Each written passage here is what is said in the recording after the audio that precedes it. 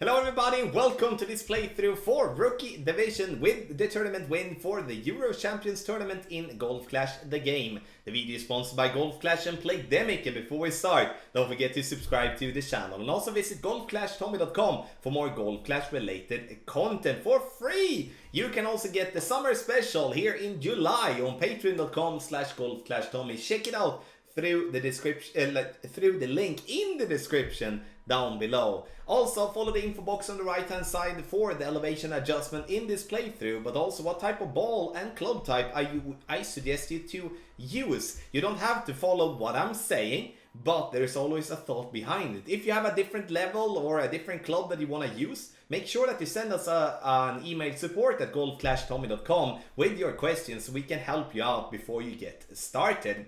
Last but not least, can we get this video to 200 thumbs up? That would be absolutely insane and I would be very, very thankful. In the end though everyone, let's go to hole number one.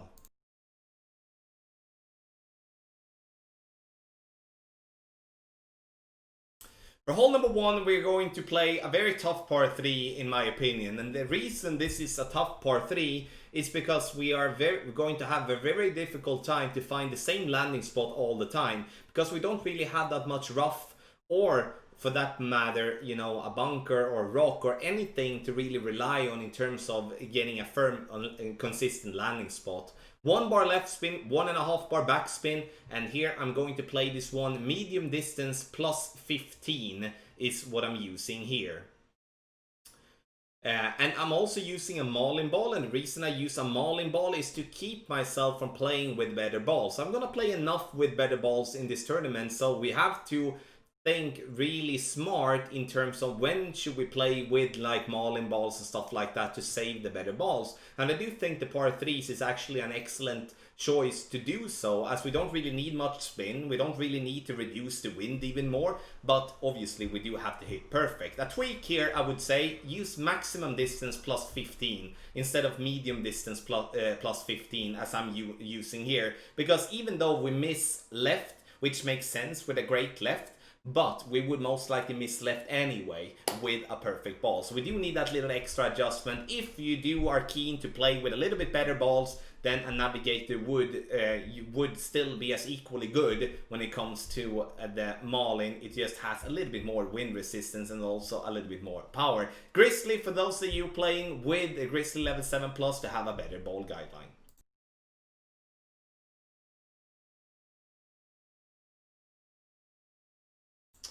For hole number 2, we're gonna come to the most boring hole in this tournament already. 3 bars of topspin. I'm playing with a power 3 ball. If you do have a lower level quarterback, like level 4, level 3, level 2, level 1, play with an extra mile, even though it would be in level 1, so you don't have you know, too little of power, so you don't go super duper short. But with the quarterback level 7, we use 3 bars of topspin, and then we adjust maximum distance with a 10% over adjustment, and our plan is to get this ball as close to the rough line at the top possible. Great left is not really going to be something that we are pleased with, because every time we do hit a great ball, we will be losing a little bit of distance, and also now we go a little bit more to the left, which means that we have a bit more distance to cover for the second shot. Second shot, I choose to play with the big dog. This because I do need to have the distance for the second shot so we can reach to that fairway pad without having to go with overpower. And I would also see the horizon in at least, you know, level 2 as an option, because it has over 170 yards.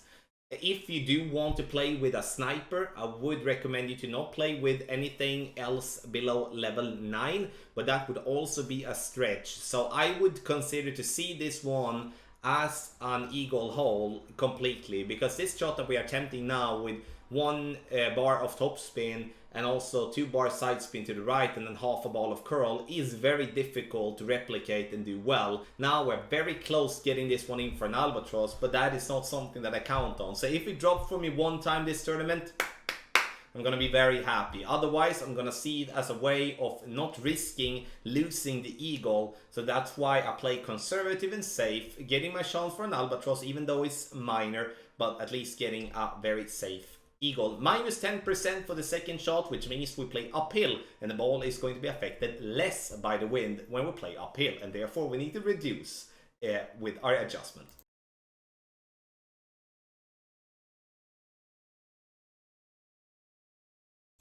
For hole number 3, we have a very good chance for an eagle, and we start with 4.5 bar topspin and 2 bars of side spin to the right.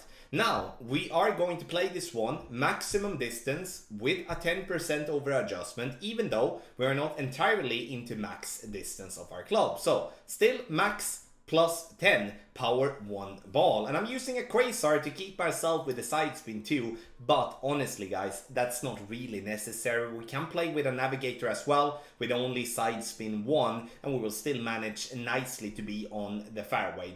The good part with the navigator compared to the quasar is obviously to reduce the wind even more, to make the second shot even easier.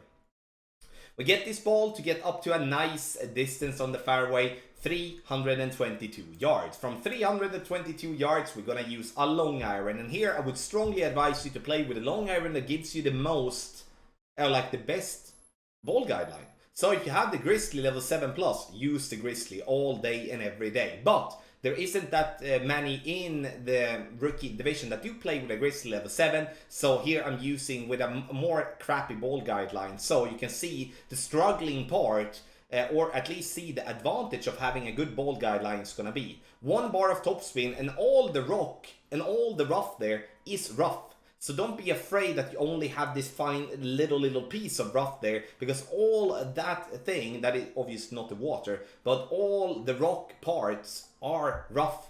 So you're not going to get stuck in anything. So you see I bounce clearly into the rock there, and then we roll just right off the cup there. I played it medium distance from that spot. Obviously we needed 1 extra decimal from 322. So from 322, play medium distance, we add 0.1 decimal, and we play with no elevation. 1 bar of topspin, and then the yellow ring just there by the edge of the rough in terms of position with our long iron. In the end though, once again, I want to really recommend to play with a long iron with a good ball guideline like Grizzly level 7 or a much higher level back ball.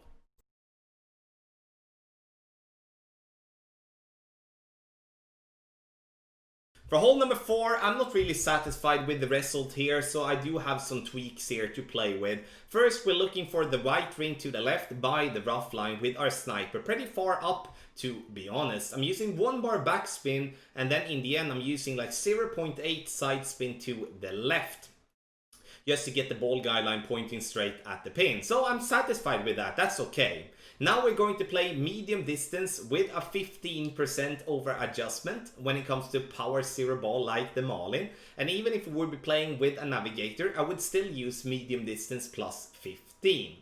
So adjustment, and then it's time to take our shot. And the thing that you're gonna notice is that we are going very short here. And the reason I'm going short is because I'm actually just not doing my job correct. We have the ball coming in with a very nice line towards the pin, but we do need to go with half a bar of topspin instead. And that is because I totally misread the way that I was playing that hole. So half a bar of topspin, 0.8 bars left spin, white ring by the rough to the left. And if you don't have a sniper level 5+, at least then you play with the Viper. So hopefully you have at least a sniper level 5. Medium distance plus 15, get in the hole.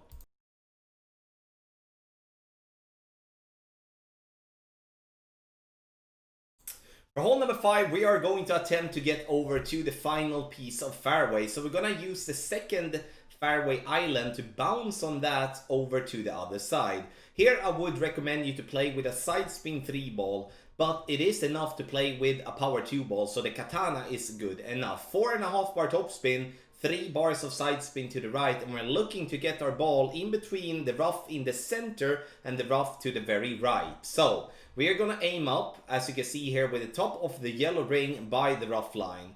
And then you see the red ring being 1/3 into the rough there to the right.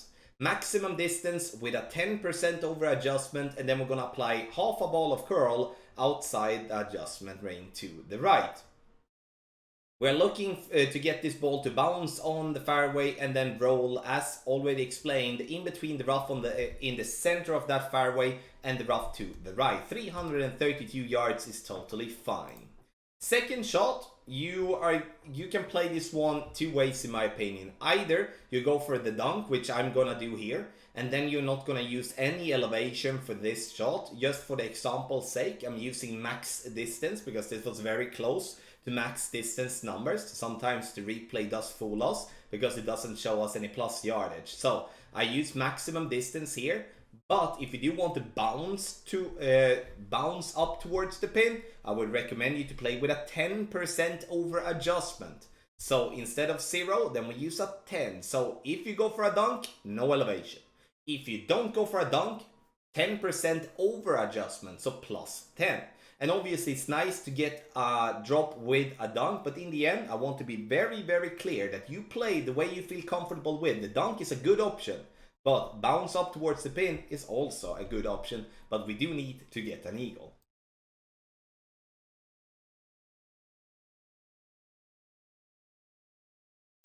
For hole number 6, we are going to go on the left hand side using 2 bars of side spin. And here I start first with 2 bars of backspin, but I changed my mind to 1 bar because we don't want to go too short. Half of the red ring inside the rough to the left, and then we're going to adjust for a maximum distance with a 10% over adjustment with our extra mile. So adjustment is going to take place, and once we have made our adjustment, we're going to add one little thing to our whole setup, and that is curl. Half a ball of the curl outside the adjustment ring to the left, and this to make sure that we're not gonna roll into the rough on the right. If you do play with a kingmaker which has more side spin, you can reduce the curl a little bit so you don't over curl it and go into the rough on the left, which I see as a very low probability, but at least I wanted to have it said. Second shot, here you have a decision to make. If you do have a sniper level 7 plus, you play with a sniper, otherwise you play with a big dog. So my decision of playing sniper here is, in my opinion, wrong. And the reason for that is because of the lack of the ball guideline. The lack of the ball guideline and having less power on the sniper level 6 means that I'm gonna have to go with a lot of topspin to just have the feeling of that I'm getting up that hill and roll towards the pin. But it's also very easy to get myself in a position where I use too much topspin and therefore I roll over the green and into the rough on the back, which cannot happen. It's bad enough that we end up on the back end of the green. Sure, it's a safe eagle putt, but I would rather than play with the big dog to give myself a bit more distance on our second shot, and then could use less topspin so we don't come in that hot. But if we do have sniper level 7, we do have a 4.5 ball guideline, then we can utilize that ball guideline to have the ball guideline to the pin, and therefore have a much better chance for an albatross on this hole. So lower level type of clubs, not really a good chance for an albatross, but higher level type of clubs, I would say this is a decent chance for an albatross for hole number 6.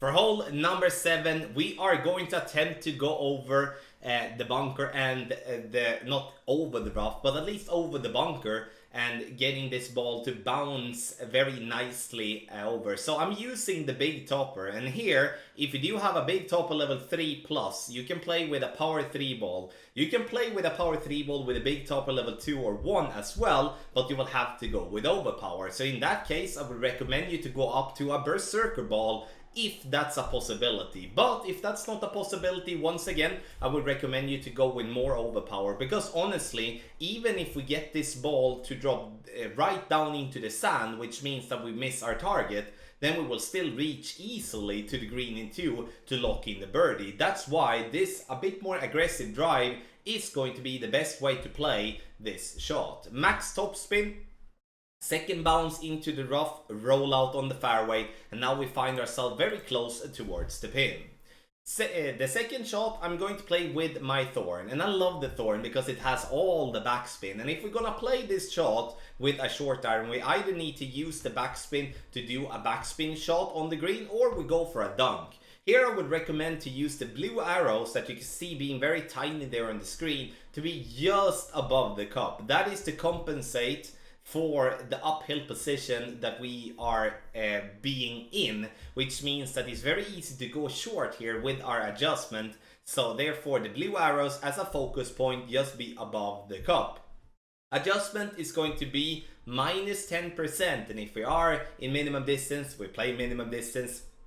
If we are medium distance, we play medium distance. We're gonna be very close to minimum distance all the time. And a dunk here is also a risk-free shot, because if you miss the dunk, you will still hit the green and you will have all the backspin with the thorn, so it will end up with a safe and nice putt for you for the birdie. So I would say I would recommend the dunk, but in the end though, you decide which way you wanna play, because you need to feel comfortable with the shot and you can obviously bounce towards the pin directly. Big topper, key for the drive, no matter what type of level. Otherwise, I would still try to go over if I don't have the big topper, using any other driver that gives me the most topspin possible.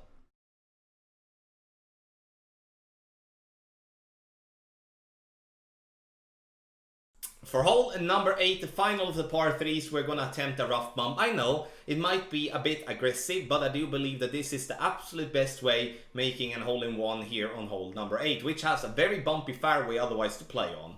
Here, I would say 2.5 bar topspin is what I would like to do, and then go with a little bit more left spin. And the reason I would like to do that is because here, I do think, okay, sniper level 6 only had 4.0 in ball guideline, which means that I should be having a little bit more ball guideline to play with. But, you know, sniper level 7, level 8, level 9 would have a longer ball guideline. So I do get, what can I say, a little confused about this, and you're gonna see that this ball follows the ball guideline route absolutely completely. Medium distance with a 10% over adjustment is what I'm doing here. You can see it rolls nicely, but we do lack speed, and therefore we are rolling short and we miss to the left. So ball guideline to the hole, but I would once again want us to use a little bit more topspin, move our target a bit more right, so we're not aiming that close to the rough line. If you are looking for an even more safer approach on this one, go with whatever level you have the Guardian in. Max backspin, aim directly at the green, then you will all the time get a birdie, but the hole-in-one will be very rare. So if you're looking for the hole-in-one on this par 3, you go with the rough bump.